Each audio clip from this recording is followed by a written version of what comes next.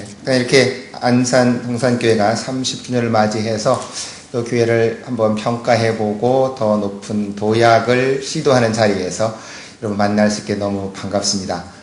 그리고 저는 아까 우리 박 교수님이 지적하는 거 보니까 제 인생에도 또 이렇게 김인종 목사님이 하나의 어떤 변화점을 만든 것 같아요. 교수님, 그리고 제가 김인종 목사님한테 가장 강하게 인상받았던 것이 저희 안양대학교 와서 개강 수련을 하시는데 그렇게 말씀하시더라고요. 자기가 3,500명의 성도님의 이름을 암송하시면서 매일 아침마다 기도한다고 해서 제가 기절할 뻔했습니다. 그리고 외우는데요, 말이 얼마나 빠른지, 야, 저 열정, 그래서 제가 그때 충격받아갖고요. 나는 사람은 3,500명 못 입어도 저한테 하여튼 제가 예수님 믿고 가장 강한 인상을 남긴 말씀이 사도행전 1장 8절인데 나는 세상을 위해서 뭘 기도할까? 그래서 저는 그때 배워갖고 한국에서부터 출발해서 세계 200개 나라를 위해서 아침마다 기도하자. 하여튼 내가 여호수아가 땅 밟는 데마다 하나님 다 주신다는데 하나님 내가 여호수아가 땅 밟듯이 김인종 목사님이 3,500개는 못 입었지만 그래도 200개 나라라도 아침마다 한번 밟고 지나가겠습니다. 그래서 제가 그 기도했던 그런 생각이 지금도 기도합니다. 생각나면 아침마다 이렇게 밟으면서 기도하시고 지난번에도 제가 목동에 제자교회 나가는데 나이가 아마 60이 넘으신 것 같아요. 근데 설교하시는데 하여튼 섰지를 못하시고 여기서 저까지 그냥 계속 뛰시더라고요. 그래서 저런 정열이 어디서 나올까? 하여튼 그래서 아까 뭐 앞에 분들 다 말씀했습니다만 안산 동산고등학교를 보면서 느끼는 것도 정말 한 분의 마음속에 갖고 있는 그 비전이 어떻게 성장해서 얼마나 아름답게 열매를 맺냐 하는 것을 참 생각해 보았습니다. 바로 이 동산고등학교가 탄생하게 된 건 바로 김인종 목사님께서 그렇게 성장하면서부터 겪어왔던 그 과정 속에서 그 학교를 세워야겠다 하는 그 생각이 점차로 성장해서 이렇게 아름다운 열매를 맺었다라고 보여지고요. 아마 한국교회에서 한국에 복음이 들어와서 제일 처음에 세워진 것이 바로 많은 미션 스쿨들이죠. 그래서 제가 이 글을 읽으면서 생각을 해본 것이 한국에 기독교 학교라고 하는 것이 두 종류가 있다라고 학자들이 보통 평가를 해놨습니다. 하나는 이제 미션 스쿨에서 복음을 전하는 것이 목적인 학교가 있고 보통은 이제 그 다음에 한국의 기독교인들이 세운 학교를 기독교 학교라고 구분을 했습니다. 근데 이번에 어떤 학자의 글을 보니까 그분은 세 개로 구분을 했더라고요. 그렇게 선교사님들이 세웠던 이제 복음을 전하려고 세웠던 학교가 미션 스쿨이고 기독교인들이 세운 학교를 기독교계 학교다라고 평가하고 마지막 단계의 기독교 학교는 어떤 학교냐? 그러니까 그분이 평가할 때 기독교계 학교는 기독교인이 세우기는 했지만 기독교 정신이 그 학교의 운영진, 가르치는 교사, 가르치는 학생들에게까지 배어 들어가지는 못한 이제 그런 학교는 기독교계 학교고 그것이 정말 그 학교를 운영하는 분들, 가르치는 교사들, 가르치는 학생들에게까지 스며들어가서 기독교 세계관이 형성되는 학교, 이제 그런 학교가 기독교 학교다. 이제 그렇게 평가를 해놨더라고요. 저는 그런 의미에서 정말 한국 안에 그런 기독교 학교가 얼마나 있을까 생각을 해봤고, 특별히 이제 우리가 있는 이 합동 측이 대단히 그런 면에서는 부족하다는 걸 많이 느껴봤습니다. 제가 이 논문을 쓰면서 합동 측에 과연 소위 말하는 기독교 개학교, 그러니까 이런 학교가 몇 개 있을까 찾아봤는데 유감스럽게도 찾을 수가 없었습니다. 총회에 물어봐도 우리는 그런 거 관여 않는다는 거예요. 우리는 개교회 통계만 잡지 그런 학교 어디가 있는지 모른다는 겁니다. 그래서 우리 교사에 나오는 기독신문사에서 전화봤더니 자기도 모른대요. 그래서 지금 있는 거는 한국 그 기독교 학교 연합회가 있습니다. 거기 홈페이지에 들어가 보면 약 340개의 학교가 있어요. 근데 그것이 지금 한국 전체 고등학교의 약 1.3%밖에 안 됩니다. 그러니까 그만큼 지금 기독교 개학교가 상당히 적은 숫자고 김 목사님이 글을 쓰시던 1998년도에 바로 그 총신에 있는 기독교 교육 부설연구소에서 그때 어떤 교수님이 글 쓴 거 보니까 저쪽에 통합 측에는 약 70개의 그런 미션 스쿨이 있는데 합동 측에는 5개가 있었습니다. 그래서 그게 더 늘어났는지 어쩐지 저는 그게 궁금해서 확인해 봤는데 없는 것 같아요. 관심도 총회도 없고. 그래서 정말 이 동산고등학교가 어찌 보면 그런 면에서 대단히 선구자적이라고 느껴지고, 더 저는 지금 이걸 보면서 느낀 게, 지금 선교사들이 들어와서 세웠던 미션 스쿨은 한국이 정말 제일 어두운 때 들어와서 복음을 전했을 뿐만 아니라 한국 사회가 너무나 절실하게 필요했던 근대적 지식을 가르쳐 주었습니다. 우리가 마음대로 배재대학, 배재고등학교, 그 다음에 경신이나 뭐 이화학당이나 이런 학교들이 제일 처음에 세워지면서 물론 복음을 전파하기 위해서 세워진 학교였습니다. 그래서 강력하게 복음이 증거되어졌고, 두 번째 그분들이 이제 가르치려고 했던 건 정말 조선이라는 사회가 그렇게 조선의 유교적 사회 속에서 근대화를 필요로 하는데, 그 근대화에 필요로 했던 새로운 의식, 가장 중요했던 것 가운데 한 가지는 남녀평등 의식, 근로의식이겠죠. 뭐 옛날 우리나라 사람들은 다 일하기 싫어했습니다. 특별히 양반들은 일하면 안 되는 사람들이었죠. 뭐 유명한 얘기가 있습니다. 그 당시 선교사들이 열심히 테니스를 쳤다는 거예요. 어떤 양반이 지나가다가 저렇게 왜 이렇게 테니스를 치냐, 그러니까 운동하라고 테니스를 친다고 그러니까 아래 것들이나 시키지 채신머리 없이 뛰어다닌다고, 그렇게 말했던 것이 바로 양반들의 의식이었습니다. 그래서 제가 이번에 이화여고 그 세운 거 연구를 잠깐 책을 찾아보니까요, 제일 처음에 여학생을 구하는데 구할 수가 없죠. 구할 수가 없어서 첫 번째 구하러 온 것이 어떤 양반의 첩이었습니다. 김씨라는 사람이었는데, 그분이 공부를 왜 하러 왔는가 하니까 그 양반이 자기 그 첩이 그 선교사 만나서 영어를 배우면 왕비하고 통역해서 자기 출세할까 싶어갖고 3개월 동안 공부했다 간 일이 있다고 하더라고요. 그리고 그 다음에 두 번째 여학생은 데려오는데, 이 엄마가 생각하는 게, 그때 소문이 퍼진 게 뭐 선교사들이 애들 잡아다가 간 빼먹는다더라, 무슨 이상한 소문이 들어갔고 계약서를 줘줬어요. 하여튼 우리 딸을 절대로 외국으로 데려가지 않는다. 하여튼 부모의 동의가 없으면 서울 밖도 안 데리고 간다. 반드시 서울 안에서만 교육시킨다. 그런 계약서 써주고 두 번째 학생을 아주 가난한 집에 데려다가 길렀더라고요. 그리고 나서는 이제 체조를 한 겁니다. 그 이화학당에서 제일 처음으로 체조를 하느라고 팔을 벌리고 뛰었더니, 아니 여자가 어디 그런 일이 있냐. 그래서 한성 그냥 판서겠죠. 지금 말하면 서울시장이 공문을 보냈어요. 그런 짓 시키지 마라. 그러면 이화학당 그 교수들은 시집 못 간다. 그래갖고 아주 공식적으로 항의 문서를 보낼 만큼 그러던 시절에 바로 그때 이화학당이 세워지면서 여성들을 교육을 시켰고, 그런 사람들이 이제 한국의 근대 교육이 시작된 것이죠.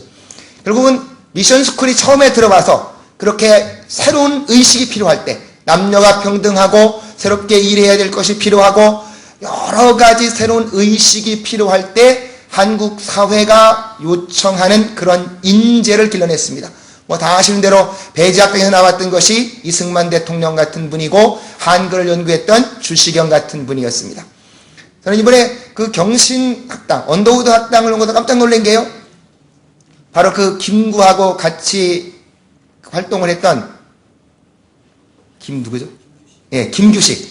그 김규식이라고 하는 분이 양반집 자제였는데, 하여튼 그 집안이 어떻게 역적으로 몰려갔고, 그 김규가 고아가 돼갖고 김규식이 오도 갈 데도 없는 그 사람을 바로 언더우드가 데려다가 길러서 그렇게 정치가로 성장시킨 걸 봤고, 한국 사회에서 가장 또 영향력 있었던 도산 안창호 선생님도 바로 그 경신고등학교 언더우드 학당을 나왔더라고요. 바로 그런 분들이 그렇게 옛날에 교육을 받으면서 나왔고, 여성에서는 제일 유명한 뭐 김한란 박사 같은 분도 바로 그 이화학당에서 나왔습니다. 결국은 미션 스쿨들이 제일 처음에 세워지면서 그렇게 한국에 필요한 인재들을 세우는 가장 중요한 역할을 했고, 그런 역할을 했는데, 여러분, 우리나라에 지금은 미션 스쿨들이 너무너무 위축되어 갔고요. 그리고 뭐 여러분 너무 잘 아시다시피 현재 미션 스쿨이 얼마나 위축되어 있냐. 아마 강의석 학생 사건이 지금 미션 스쿨의 위치를 가장 잘 대변해주고 있습니다. 1969년부터 한국에 이제 평준화 교육이 시작됐고, 그 다음부터 1974년도부터는 아예 고등학교를 추첨제로 하죠. 추첨제로 하면서 많은 미션 스쿨들이 학생들을 강제 배정을 받습니다. 강제 배정을 받으니까 그 학생들에게 거의 기독교를 가르치는 것이 점점 불가능해져 가는, 그리고 그런 상태 속에서 아마 그 전교조합까지 연결되어 있는지 모르지만 강의석이라는 학생은 아예 미션 스쿨에서 기독교 가르치는 걸 막겠다고, 그러면 뭐 신문에 다 보셨지만 40일 동안이나 금식기도 하고, 제가 확인을 안 해봤습니다만 어떤 분 얘기 들으면 그 학생이 그 여호와의 증인이라는 뭐 그런 얘기까지 나와 있더라고요. 그리고 여러분 이번에 그 학생이 서울 지금 법대를 갔습니다. 법대 갔는데 군대 가는 건 뭐 미친 짓이다. 그리고 지금 군대 폐지 운동하고 신문에 보면 아주 극렬한 그런 학생입니다. 근데 어쨌든 그런 학생들을 중심으로 해서 지금 고등학교에서 미션 스쿨에서 예배 드리는 것도 반대하고 성경 가르치는 것도 반대하고, 그래서 정말 미션 스쿨이 존립 기반 자체가 흔들리고 있는 대단히 어려운 상황입니다. 그런데 바로 이런 어려운 상황 가운데에서 동산고등학교가 정말 미션 스쿨이 어떤 방향으로 가야 할 것인가를 저는 분명하게 제시한다라고 하는 그 모습 속에서 정말 동산고등학교에 가장 중요한 기독교적 의미가 있다라는 결론을 먼저 말씀드리고, 이제 그 목사님께서 어떻게 그 동산고등학교를 세우셨는가 하는 것을 좀 살펴보겠습니다. 뭐 목사님께서 지난번에 책에 보니까는 그런 글을 써놓은 건 없으신데, 그 인터뷰하시면서 말씀하시는 거 보니까 정말 그 어려울 때 학교 못 갈 때마다 하나님께 날마다 기도한 게, 하나님 나 학교 보내서 공부하게 시켜주시면 내가 나중에 나같이 어려운 사람들을 위해서 학교를 세우겠다고 끊임없이 기도하셨다라고 이렇게 말씀을 하시더라고요.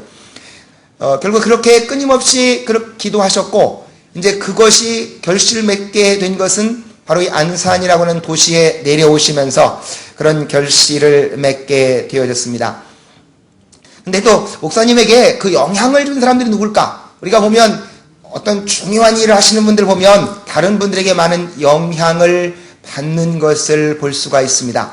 근데 책에 보면 김중곤 목사님한테 영향받은 건 잘 나타나 있는데 또 누구한테 영향을 받았을까 상당히 궁금했습니다. 근데 이번에 인터뷰하시는 거 보니까 바로 칼빈에게 영향을 받으셨다, 그 얘기를 말씀하시더라고요. 본인이 그 신학교를 다니시면서 공부할 때 바로 칼빈이 제네바라고 하는 도시를 완전히 복음화를 시켰습니다. 제가 날마다 그 연구하는 것 중에 한 가지가 칼빈의 그 제네바 종교 개혁 운동인데, 바로 칼빈이 제네바를 개혁을 하면서 그가 꿈꿨던 것은 단지 예수 믿는 것으로 그칠 수가 없다는 것이죠.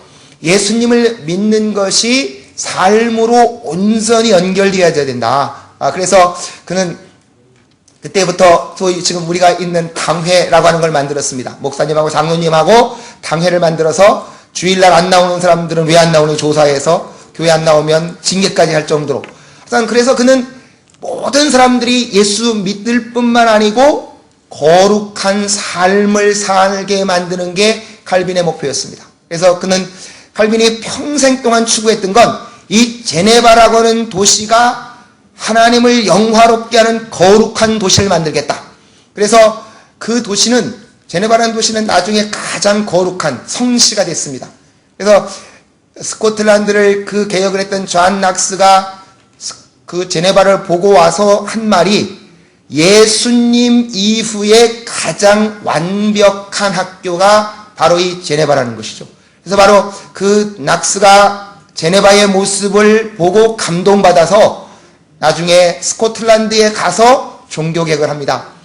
종교개혁을 하면서 그가 어려울 때마다 그도 외쳤다는 게 그 말입니다. 하나님, 내 생명을 취해 가시든지 아니면 스코틀랜드를 내게 주십시오. 그렇게 기도해서 스코틀랜드를 종교개혁했어요. 그리고 그 다음에 스코틀랜드를 종교개혁한 다음에 낙스가 추구했던 것도 뭔가 하니까 마을 하나마다 학교 하나 세우고 그 다음에 옆에 교회를 세워서 스코틀랜드라고 하는 전 지역을 이렇게 복음으로 변화시키겠다. 그런 목표를 갖고 그가 스코틀랜드를 개혁시켰고, 그래서 우리 장로교가 가장 발전되고 잘 세워진 나라가 바로 스코틀랜드고, 그 스코틀랜드 목사님들이 미국으로 갔다가 그분들의 영향 속에 한국에까지 와서 우리의 한국의 장로교가 세워졌습니다. 나탄 목사님이 그때 그 신학교 때 바로 그 존 칼빈의 얘기를 들으면서, 내가 그 칼빈 같이 한번 가서 복음화 시키겠다. 그러니까 김중걸 목사님이 날마다 그 외쳤던 것이 도시의 성시화. 그래서 춘천을 성시화해라, 어디를 성시화해라, 그런 성시화의 꿈. 그 다음에 칼빈이 제네바를 복음화 시켰던 그런 꿈. 그 꿈을 가지고 바로 이 안산에 오셨고, 안산에 오시면서 목표는 안산을 정말로 거룩한 도시를 만들겠다. 복음화 시킬 뿐만 아니라 단지 복음을 전하는 그것뿐만 아니라 이 안산이라는 도시의 구석구석에, 그러니까 정치, 경제, 사회, 문화 그런 모든 데까지 그렇게 복음을 전파해서 성시화를 시키겠다는 것이죠.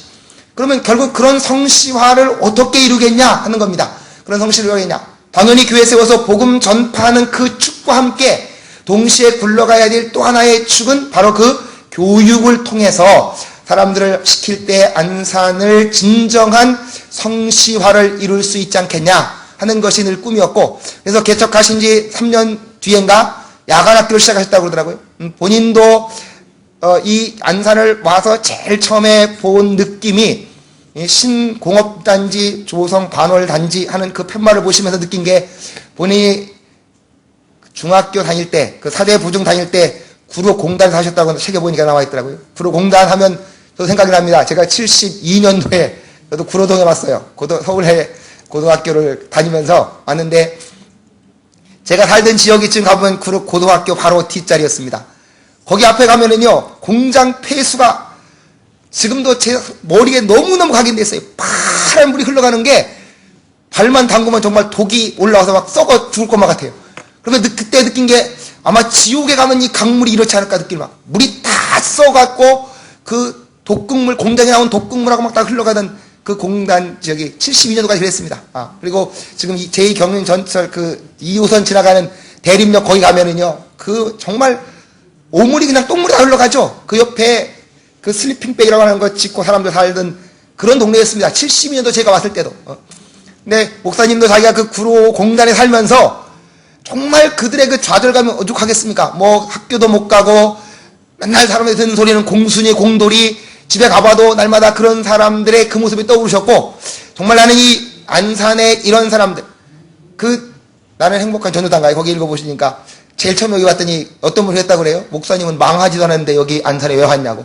다른 분들은 다 망해서 서울에서 가다 갈 데 없어서 이 안산에 왔는데, 목사님은 망하지도 않았는데 여기 왜 왔냐고 그 얘기를 써주셨더라고요. 다 그렇게 패배한 사람들이겠죠. 정말 여기 처음 오신 분들이 얼마나 그 절망감, 패배의식 그런 거 갖고 왔겠습니까? 근데 목사님은 바로 내가 어렸을 때 겪었던 그걸 극복하게 하기 위해서 요 안산 지역에 내가 학교를 세우겠다. 그래서 야간학교를 세웠다는 겁니다. 야간학교를 세웠는데 두 가지 때문에 6개월 만에 접었다고 그래요. 하나는 너무나 잔업이 많은 학생들이 안 남았고, 또 하나는 학생을 또 해봐도 자격증도 없잖아요. 아무것도 없는 거. 또 더 심한 건 반대하는 사람들 쪽에서는 그 당시 말썽만던 도시산업선교에 시켜갖고 청소년들 이렇게 의식화시킨다 하는 그런 오해를 피하시기 위해서 일단 야간학교를 접으셨고, 그 다음부터 정말 내가 정식학교를 세우셔야겠다. 그 정식학교를 세우겠다고는 꿈을 가지고 결국은 동산고등학교를 세워 가셨다는 겁니다. 그래서 결국은 동산고등학교를 1995년도에 제일 처음에 세우셨는데, 우리가 정말 어떤 책에 보니 그렇더라고요. 사람이 열심히 달려가는 것보다 더 중요한 건 방향성을 설정하는 거라는 겁니다. 그리고 그렇죠. 열심히 달렸는데 부산 갈 사람이 북쪽으로 한참 달려가다가 아니라고 방향 바꾸려면 얼마나 힘들겠습니까? 학교를 세우기는 세우는데 내가 세우는 학교가 어떤 학교냐는 것이죠. 우리가 정말 학교를 세운다고 해서 그냥 학교 하나 세우는 게 중요한 것이 아니라 내가 세우는 학교가 어떤 학교가 될 것인가에 대한 분명한 방향성을 설정하는 게 가장 중요하다라고 보여집니다. 근데 목사님이 이 동산고등학교를 세울 때 가장 중요한 것이 바로 두 가지 목표였다고 말씀하셨더라고요. 하나는 동산 지역이 안 산다 하면 사는 동네가 안산이다. 사람들의 바로 이동성이 가장 많은 지역이었다고 말씀했습니다. 그러니까 제가 그 기억이 나요. 제가 중학교 1학년 때 저도 제가 다닌 학교가 저 충청남도 부여의 은산면이라는 데서 중학교를 갔는데요. 거기도 중학교가 늦게 생겼어요. 그러니까 아주 제가 6회 졸업생인데 갔더니 한 20살 먹은 사람도 있고 이렇게 늦게 다 중학교 생기니까. 근데 제가 1학년 딱 갔더니 공주 4대를 졸업 맡은 사람들이 다 와서 가르치는 거예요. 1년 지나니까요. 그 선생님이 다 교당 선생님이 교단에 불러오시 다 전가하시더라고요. 한 분도 안 남았어요. 그때 막 정말 쟤네 눈물이 흘렀습니다. 야, 선생님들이 이게 완전히 우리 실험 대상이냐? 4대 졸업 맞고 와서 1년간 가르쳐보고 조금 경력 붙으니까 다 가버리는 겁니다. 그들이 또 다시 오는 거예요. 1학년 졸업 받은 사람 또 와서 1년 만에 가는 겁니다. 그 생각이 들면서 이 정말 이 안산에서 목사님도 얼마나 절망감을 느꼈을까. 사람들이 오기만 하면 떠나는 학교.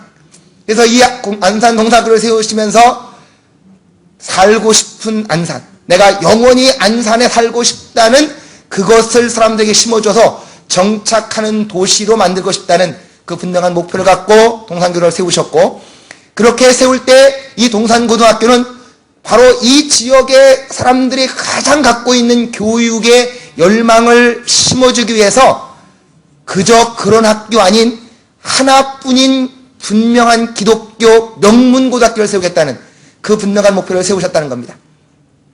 그러니까 결국은 방향성이 가장 중요한데, 그 방향성 속에서 바로 이 안산이라는 지역사회를 살리겠다고 하는 그런 목적과 동시에 바로 한국의 그 당시 목사님이 분명히 의식하셨는지 안 하셨는지 모르지만 대부분의 미션 스쿨들, 아까처럼 기독교 학교들이 정체성을 위협당하고 사회에서 지도적 역할을 분명히 하지 못하고 있었습니다.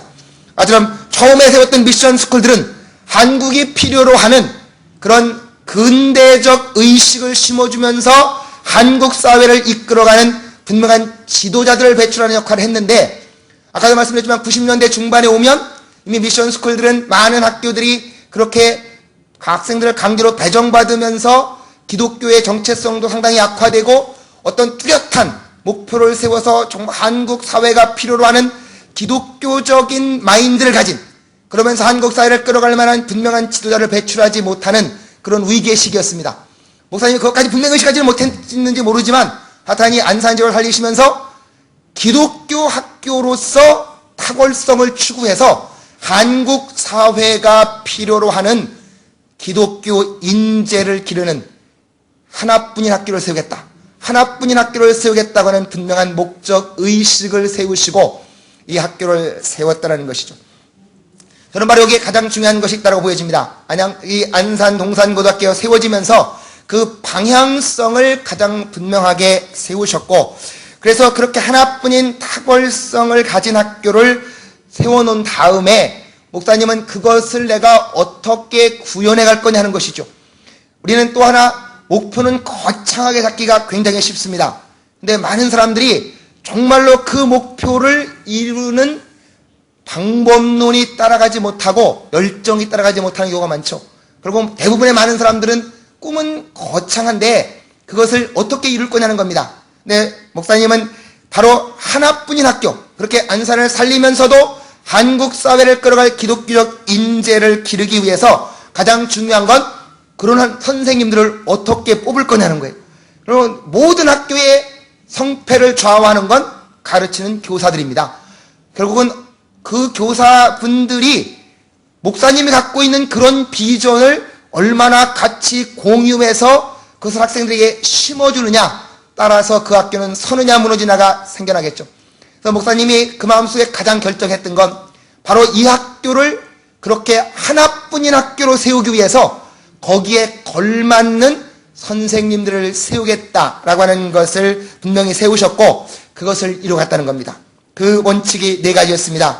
하여튼 이 학교는 하늘의 두 중과도 실력 있는 선생님을 모으겠다. 실력 없는 선생은 안 된다. 그래서 첫 번째가 실력이었습니다. 그 다음에 두 번째는 신앙 좋은 선생님을 모시겠다 하는 거였습니다. 그래서 여기 학교에는 모든 선생님이 100% 직원분들까지 다 기독교 신앙을 가진 분들로 모셨고, 그 다음에 분명한 비전을 가져야겠다. 이 학교를 통해서 정말로 그런 기독교 지도자를 양성하겠다는 비전, 그 다음에 학생들을 끌어갈 만한 인격을 갖춘 교사를 선발하되 반드시 공개적으로 선발하겠다는 겁니다. 바로 이런 4가지 원칙을 세우시면서 그것을 새로 모셨던 그 이병호 교장 선생님, 그 다음에 유하웅 교감 선생님, 또 이일신 교무 선생님하고 같이 그 개설 준비위원회를 세우셔서 철저하게 그런 선생님들을 세우셨다는 거죠. 지난번 인터뷰하는 거 들으시니까 현재 교사님이 70분이 계시다는데 그 70분 가운데 이 동산교회 출신은 딱 한 분 있다고 그러더라고요. 아마 보통 사람들의 경우면 팔이 안으로 굽기 쉽고 여러 사람들의 그런 청탁을 들으면 꺾어지기가 쉽죠. 여러분들도 다 여기 헌금도 많이 하신 분도 있을 테고 수많은 기도하신 분들도 많이 있을 테고 그런 중에서 우리 가족, 우리 친척, 내가 아는 사람 세워달라고 했을 때, 그러나 여러분 목사님은 거기 어떤 곳에도 휘둘리지 않고 원칙을 지켜서 그런 선생님들을 뽑으셨고 그런 선생님들을 뽑아 놨기 때문에 아까 우리 박 교수님 말씀한 대로 4년 만에 그런 명문이 될 수 있었던 건 선생님들이 그만한 열정이 있었고 실력이 있었고 갖추어졌기 때문에 그게 이루어졌지, 그런 선생님이 없는 상황에서는 불가능했을 겁니다. 근데 이거는 결국 목사님께서 그런 교사 선생님들을 선발할 분명한 원칙을 세우셨고, 그리고 더 중요한 건 결국은 안산 동산 고등학교가 명문으로 남으려고 한다면 이 원칙이 꾸준하게 지켜져야 할 거라는 겁니다. 그리고 동산교회 교신 우리 장로님들이나 모든 성도님들도 우리 가족, 우리 어떤 사람이 아니라 정말 이런 기준에 맞는 사람들이 뽑혀지도록 날마다 기도하고 그런 인재들이 교사로서 계속 근무하시면서 동산고등학교와 끊임없는 명문으로 남는 그런 데 같이 협조하고 마음을 모아가야 하겠다 하는 생각을 해보았습니다. 그런 선생님 모신 다음에 두 번째는 이제 고정관념을 깨자는 거예요. 사람이 정말 힘든 게 이미 습관이 붙은 사람은 옛날 습관대로 간다는 겁니다. 여기 오신 선생님들이 대부분 다 다른 학교에서 근무하다 오신 분들이겠죠. 근무하다 오신 분들이 오셨으면 이미 기존의 학교에서 갖고 있었던 교사로서의 몸에 밴 습관이 있을 겁니다.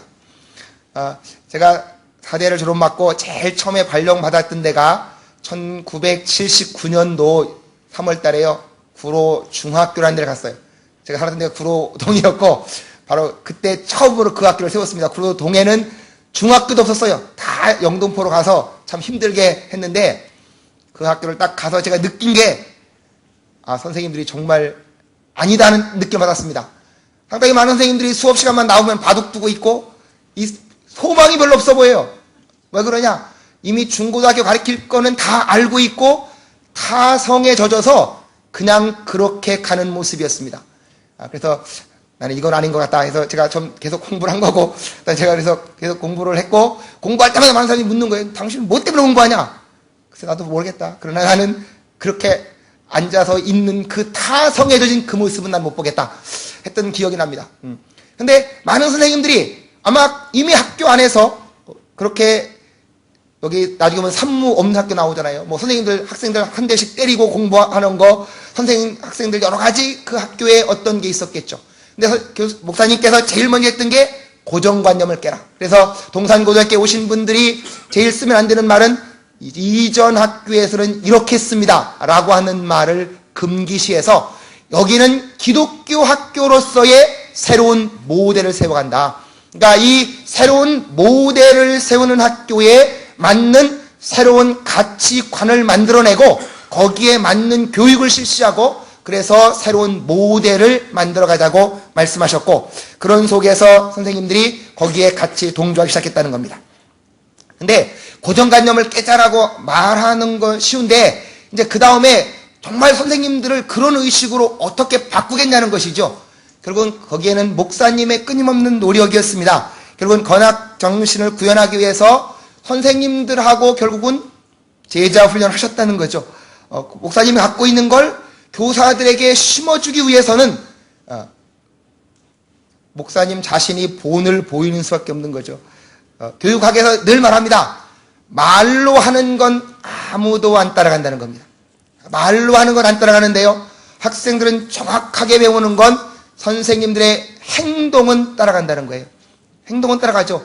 우리가 집에서도 자녀들이 부모님이 좋은 말 하는 건 잘 안 따라가는데요. 부모님이 하는 습관은 거의 따라갑니다. 왜 그러냐고 하니까 자기도 모르게 그렇게 따라가요.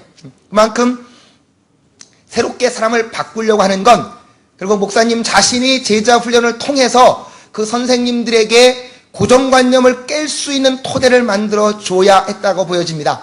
정말로 기독교 정신으로 학생들을 가르칠 때 그것을 어떻게 가능하게 만들 수 있겠냐 하는 것을 하시기 위해서 선생님들하고 함께 제자 훈련하셨고 지금도 금요일 날마다 철야 같이 기도하시고 그런 활동을 하시면서 그랬다는 것이죠.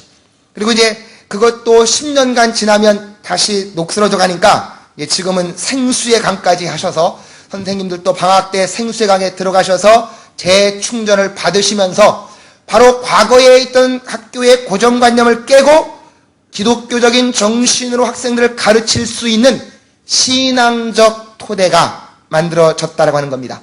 그렇게 신앙적 토대가 만들어진 선생님들은 바로 기독교 정신을 가지고 전인교육을 시키면서 특히 바로 신앙의 인격의 교육을 시켰다고 하는 겁니다. 그래서 아마 동산고등학교의 가장 중요한 정신적 자원 가운데 하나가 미인 대칭 캠페인인 것 같아요. 거기 보시면 미소 짓고 인사하며 대화하고 칭찬하자. 그리고 아마 한국 분들이 가장 힘들어하는 것 가운데 한 가지가 미소 짓는 거잖아요. 저희 집 사람도 그런 얘기 하더라고요. 가끔 가다가 마을버스 타고도요 인사해도 기사분이 받지도 않고 무뚝뚝한 경우가 많다는 거예요. 그러니까 인사한 사람이 무슨 머쓱해질 정도로 한국 사람들이 잘 인사를 안 한다는 거죠. 그리고 상당히 굳어있고 그 다음에 미소지차 그리고 상대방 만나면 인사하자 하는 것이고 대화하고 칭찬하자. 칭찬하자는 것 가운데는 선생님들이 특별히 문제아들이 문제죠. 문제아들을 정말 칭찬해 줄 수 있냐. 그래서 저도 칭찬은 고래도 춤추게 한다라고 하는 걸 읽어보고요. 저도 목사지만 저도 선생님 벌써 이제 한 지가 오래되니까 꼭 30년 된 것 같아요. 남에게 저도 지금같이 말은 잘합니다. 근데 저희 집 가서 우리 딸내미가 말 안 들으면 힘들어요. 근데 그래갖고 상당히 갈등이 많았습니다. 이 학생 우리 딸내미가 고3 중3에서 고등학교 갈 때 학원 보내주면 학원 비싼 등록금 내고 가라고 하면 안 가요. 안 가고 굉장히 화를 많이 내고 있는데 칭찬은 고래도 춤추게 한다 하는 그 말 듣고 저도 실험을 해봤어요. 우리 딸이 받기나 안 받기나. 제가 아침마다 가서 제일 먼저 걔를 끌어안고 말했습니다. 난 널 사랑한다 하고 기도해주고 했더니 지금은 지가 문제가 있으면 나한테 가서 말을 해요. 그리고 하여튼 사람들한테 가서 우리 아빠가 좋다고 그러는데요. 저희 옛날 제 별명은 지금 제가 봐도 목소리 크니까 집에 소리 질러갖고 원시인이었습니다. 우리 아빠 이름이 원시인, 소리 지르는 원시인. 근데 칭찬하니까 정말 바뀌더라고요. 칭찬하니까 우리 집 말썽쟁이들이 바뀌어갖고 근데 하여튼 동산고등학교는 모든 선생님들 학생들이 서로 이렇게 미소 짓고 인사하고 대화하고 칭찬하면서 그 책에 보니까 부모님들이 제일 동산고등학교에 가서 기분 좋은 게 자기 자녀들의 얼굴이 밝아졌다는 거예요. 아침에 갈 때 미소 짓고 가고 인사 잘하고 가고 이렇게 얼굴이 밝아져서 인사 잘하는 것만으로도 부모님이 너무 행복하다는 거죠. 동산고등학교 보낸 거 참 나는 좋다라고 할 만큼. 그래서 이렇게 미인대칭의 이런 모습, 저는 이제 이게 아마 안산의 명물이 되지 않을까 싶습니다. 안산의 시민들이, 모든 시민들이 이제 밝게 이렇게 미소 짓고 인사하고 서로 만나면 다정하게 대화하고 그리고 서로 칭찬해 주면서 안산시가 정말 밝아져서 살기 좋은 안산이 되지 않을까, 그런 기대를 가져봅니다. 그 다음에 두 번째 보시니까 어머니의 마음으로 품어서 기른다. 그렇죠. 정말 아까 자녀 학생들 가르치면서 어머니의 마음을 갖고 길러주는 것. 그러니까 여기 보면 태학이 없는 학교. 아마 결국은 태학이 없는 학교가 될 수 있는 가장 중요한 건 그 어머니의 마음으로 품어주기 때문이라고 보여집니다. 문제가 있는 아이들을 마음으로 진정으로 품어줬을 때. 이 책에 보니까 그런 얘기 있더라고요. 어떤 학생이 아버지가 와갖고 선생님한테 대단히 죄송하다, 우리 아들이 나간 지가 보름이 됐는데 내가 어디가 찾아올 테니까 제발 퇴학시키지 말아달라고. 근데 그 학생이 학교로 맨날 왔다는 거예요. 자기 집에서는 나왔지만 학교 오는 건 좋아서, 사실은 보통 학생들이면 어떻게 됩니까? 다른 학교 같으면 집에 나가버리면 학교 안 나오죠. 학교 가봐야. 근데 동산고등학교는 어떻게 된 학교인지 저는 아직 못 가봐서 저도 한번 가보고 싶습니다. 가보고 싶은데 가출해 나간 학생이 세상에 어디 가는 것보다 학교 가는 게 좋아서 학교 올 만큼 선생님들이 마음으로 품어주는 학교. 그래서 결국 이 동산고등학교는 지금 장기 결석자가 없고 퇴학시키는 일이 없는 학교. 그렇게 어머니의 마음으로 품어서 바울도 그런 얘기 하잖아요. 스승은 많지만 내가 너희를 복음으로 낳아서 길렀다.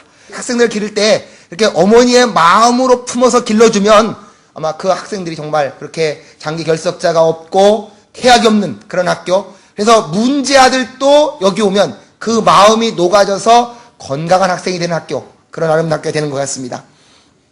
그 다음에 이제 목사님이 가장 원하시는 것이 학생들이 긍정적인 자아상을 가져야겠다. 우리가 한국 사람들이 정말 옛날부터 못 살겠네, 죽겠네, 무슨 이 부정적인 말을 참 많이 하잖아요. 한국 분들은 자기 아내 자랑하면 팔푼이, 자녀 자랑하면 그래서 날마다 그런 거 참 하기 힘들하고 저부터도 그런데, 그러다 보니까 자꾸 부정적인 생각이 많이 생겨나는데, 긍정적인 자아상을 심어줘야겠다. 그래서 긍정적 생각, 긍정적인 말을 심어줬고, 저는 그 네 번째 말이 제가 아까 말했다시피 제일 처음에 교사한테 가갖고 실망했던 것이 극복되는 모습을 보았습니다. 그래서 선생님도 늘 배우고 정진한다. 그다음 동산고등학교 오면 선생님들이 제가 옛날에 들었던 유명한 얘기입니다. 고등학교 선생님 인류가 되려면 어디 가면 되냐? 경기고등학교 가서 3년만 굴르면 대한민국의 최고 선생님이 된답니다. 근데 삼류학교 가서 3년 지나면 선생도 삼류가 된다는 거죠. 학생들이 의욕이 없고 배우려는 노력이 없는 학교 가면 선생님도 가르쳐봐도 별로 재미가 없으니까. 그러나 열심히 배우는 선생님들이 잘 가르쳐가면 학생들 잘 따라가겠죠. 그리고 이 동산고등학교가 학생들도 좋은 학교, 선생님도 끊임없이. 제가 거기 목사님 책에 보니까 그런 얘기 했더라고요. 가장 중요한 건 언제냐? 지금 여기다. 지금 여기. 바로 선생님들이 학생들에게 보여주는 거, 너 장래에 잘 된다고 장래만 아무리 얘기해도 중요한 건 학생들이 지금 여기서 선생님들의 삶의 모습을 보고 선생님들이 이렇게 열심히 공부하는 그 모습 보고 아이들이 지금 여기서 열심히 공부해야 장래가 준비되는데 바로 지금 여기서 선생님들이 열심히 하는 모습을 보여주면서 학생들을 끌어가니까 동산고등학교 학생들이 인류가 되는. 그래서 다섯 번째 가장 중요하다고 보여집니다. 기독교 세계관을 형성하는 교육이다. 그리고 우리한테서 열심히 공부하는 것이 목적이냐? 아니면 세상을 기독교적인 관점으로 보여줄 수 있냐? 제가 주일학교 선생님들한테 가르칠 때들 그런 질문 해봅니다. 학교에 가면 세상은 만유인력 법칙으로 움직인다고 가르칩니다. 법칙대로 가는 세상이고 학교에 오면, 교회에 오면 날마다 목사님들 설명하기는 세상은 하나님의 주권대로 움직인다고 가르치는데 그러면 그 하나님의 주권대로 움직이는 교회의 말씀과 학교 가면 만유인력 법칙대로 움직인다고 가리키는 그 생각은 따로따로 굴러갑니까? 연결되어져 있습니까? 간단한 얘기죠. 그거 하나님이 만든 법칙대로 굴러갑니다. 가르쳐주면 간단하지만 그러나 많은 학생들은 혼란스럽습니다. 그래서 결국 기독교 세계관이라고 하는 건 우리가 이 학교에서 배우는 그런 지식과 기독교적인 신앙과 관계없이 굴러가는 사람을 가르쳐 놓으면 결국은 우리는 원하든 원하지 않든 이원론자가 됩니다. 교회에 오면 신앙 좋은 사람이고 직장 가면 세상의 법칙대로 움직이는 방식으로 살아갈 수밖에 없습니다. 저는 고등학교 다닐 때 교회를 안 다녔어요. 근데 그때 지금 생각하니까 아마 그 고등학교 선생님이 예수 믿는 분이었던 것 같아요. 근데 예수 믿으란 말을 한 번도 한 적이 없습니다. 근데 그 당시 영화를 하나 보여줬어요. 제 머릿속에 지금도 남아있는 게 뭔가 하니까 사람의 적혈구가 원반형에서 약간 가운데가 들어가 있답니다. 그러면서 왜 이렇게 돼 있냐 그러니까 그 적혈구가 이렇게 원반의 가운데가 들어가야 최소 면적의 가장 많은 영양소를 운반할 수 있답니다. 그때 그 영화를 보여줬어요. 그분은 예수 믿는 얘기를 한 적도 없습니다. 근데 그 멘트에 지나가면서 그러더라고요. 하나님은 사람을 이렇게 정교하게 창조했습니다. 아마 기독교 신자였던 것 같고 그분은 아마 인간의 신체가 하나님이 얼마나 오묘하게 만들었냐 아마 그걸 말씀해 주려고 간접 전도를 하셨겠죠. 간접 전도를 했는데 저는 그때 예수도 안 믿었고 그냥 지나가는데 지금까지도 그 말이 기억에 남아있어요. 고등학교 때 정말 선생님들이 그들이 봐오는 이 교과가 기독교하고 아무 관계없이 세상적으로 흘러가는 그런 내용이 아니라 이것을 우리가 세상적인 내용이지만 이것이 신앙과 어떻게 연결되어져 있나를 그들에게 확실하게 가르쳐 주면 그들은 결국은 세상의 모든 일도 정말 하나님의 주권대로 어떻게 움직여가는가를 분명하게 인식할 것이고 그들은 결국 세상의 일들도 하나님의 관점에서 처리가는 그런 기독교적 세계관을 가진 학교로 될 거라고 기대를 해봅니다. 그 다음에 이 학교는 가장 동산고등학교의 중요한 건 산무 없는 학교다. 체벌 없는 학교. 정말 한국 사회에서 지금 말썽이 많은 거죠. 많은 학생들은 제가 학교에서 있어봐도 상당히 많은 학생들이 수업에 의욕이 없고 문제가 많습니다. 그런 것들을 어떻게 할 것인가. 그래서 체벌 없는 학교, 왕따 없는 학교, 그 다음에 지금 한국의 가장 문제가 많은 중고등학교들이 담배 핀다는 거, 술 먹는 거. 저는 깜짝 놀란 게요. 여러분 어떻게 생각하는지 모르는데 술 먹는 학생 비율이 한국이 미국의 3배쯤 된답니다. 미국은 한 19%, 20%인데요. 한국은 60% 가까이 된다는 겁니다. 한국이 중고등학교 술 먹는 걸 세계 최고입니다. 결국은 중고등학교 술 못 팔게 되어 있지만 많은 사람들이 다 어른들이 술 팔아요. 중고등학교.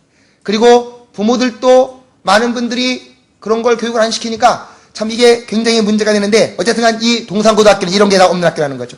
그 다음에 학생들의 좋은 인성을 함양하기 위해서 떡 먹는 날 만들어 놨더라고요. 그 생일날 이벤트로. 그 다음에 학생들이 서로 양푼으로 또래 상담을 하게 만들어 놨고 자율적인 학급을 운영하게 만들었습니다.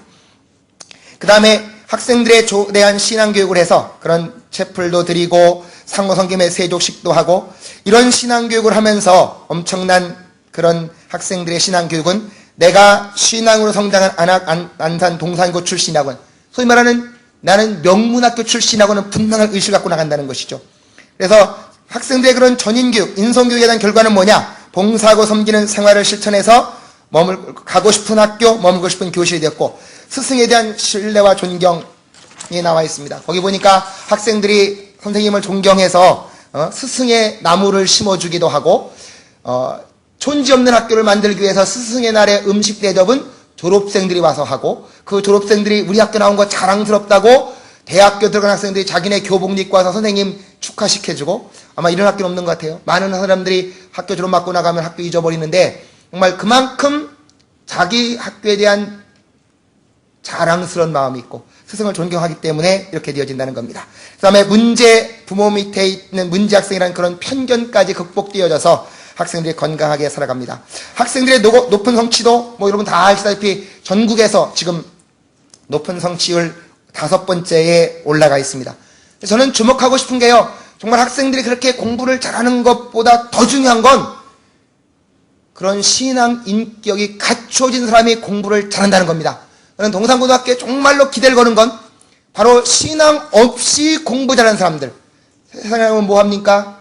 고등 사기꾼 되기 딱 좋은 사람들입니다. 머리가 좋으면서 윤리의식 없으면 그 좋은 머리 갖고 자기 사리사욕 채우는데 가장 앞서갈 수 있는 사람들이라는 거죠. 그래서 동산고등학교에서 저는 기대하는 건 그렇게 안산시, 한국 그리고 전 세계 복음화와 하나님 나라 확장을 위해서 일할 수 있는 복음의 역군들이 나오기를 하고 가장 두 번째 원하는 건 기독교 지도자들. 아까 말했던 안창호 선생님이나 그런 여러 이승만 대통령이나 그렇게 기독교 신앙을 가지고 한국 사회를 건전하게 키워갈 수 있는 그런 인물들이 나오기로 하고요. 가장 소망하는 건 다른 기독교 학교의 모델이 됐으면 좋겠다는 겁니다. 지금 아까 말했다시피 많은 기독교 학교들이 그냥 소망 없이 끌려가고 있다 그죠. 세상에 끌려가고 있는데 정말 안산 동산고등학교를 보면서 다시 한번 도전받아갖고 정말 기독교 학교가 어떻게 가야 할 것인가 하는 걸 도전받고 한국의 기독교 학교들이 그런 모습을 극복했으면 좋겠다는 생각이고요. 한국의 안티 기독교가 아마 이런 동산고등학교 같은 삶으로 보여주는 기독교가 건전하게 성장하면 아마 안티 기독교 세력들도 무너지지 않을까 싶은 생각이 들어갑니다. 저는 마지막으로 이 말을 하고 싶습니다. 어떤 분이 얘기하더라고요. 스펄전이 19세기 유명한 설교자여서 그는 가장 큰 교회 메트로폴리탄 교회를 세웠다고 그래요. D.L. 무디는 그 미국의 유명한 부흥운동을 하면서 학교를 세웠고 방송국을 세웠습니다. 근데 지금 메트로폴리탄 교회 가면 그 당시 19세기에는 6,000명 모이는 런던의 제일 큰 교회인데 뭐 지금 한 500명 모이는 조그만 교회가 됐다고 그러더라고요. 근데 D.L. 무디의 그 신학교 방송국은 지금도 미국의 복음주의의 가장 중요한 산실로 남아서 영향력을 미치고 있습니다. 동산 교회도 정말 100년 가도록 잘 발전하기 원하고 더 소망하는 건 정말 이 안산 동산고등학교를 통해서 영향력이 잘 확산되어가는, 더 원하면 저는 동산교회뿐만 아니라 저는 합동 측이 모여서 기독교 대학도 하나 세웠으면 좋겠다는 생각이 들어갑니다. 미국에서 지금 제일 영향력 있는 학교 중에 하나가 칼빈대학교, 휘튼대학 같은 학교들인데 바로 대학에서도 기독교 정신을 가지고 교육을 시키고 있고 그게 미국에 건전한 영향을 미치고 있습니다. 이 동산고등학교가 잘 성장하면서 더 나가면 한국의 그런 기독교 신앙으로 세워진 기독교 대학, 그것이 동산교회 혼자 하기는 어렵다면 정말 합동 측이나 한국의 기독교가 모여서 뭐 기독교 대학 세우겠다고 그전부터 계속 말은 있는데 전혀 추진이 안 되고 있습니다. 저는 그래서 좀 그런 데까지 갔으면 좋겠다 하는 기대를 가져봅니다. 감사합니다.